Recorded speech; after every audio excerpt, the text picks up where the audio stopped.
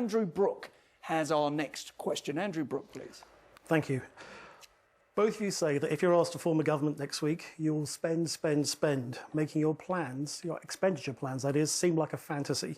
How are we really going to pay for everything that you are promising? Andrew Brooke, thank you very much indeed. Spend. Well, he says you're both going to do, gentlemen. He wants to know how both of you are going to pay, or rather how we're going to pay for your plans. Well, Boris Johnson.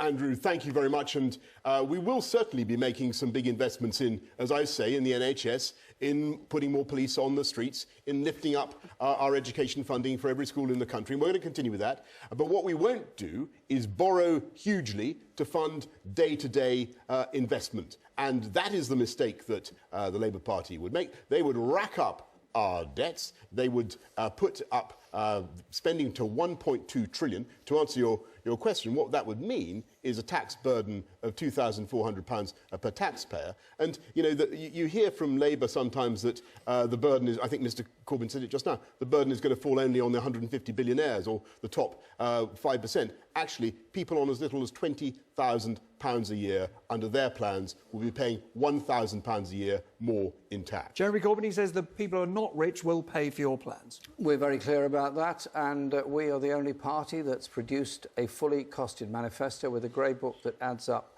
to every piece of expenditure we want. The problem with this country is we've gone too far down the road of free market economics. We've created too much inequality, and if every single bit of our manifesto was carried out tomorrow, we would just about reach the level of the public services of France or Germany.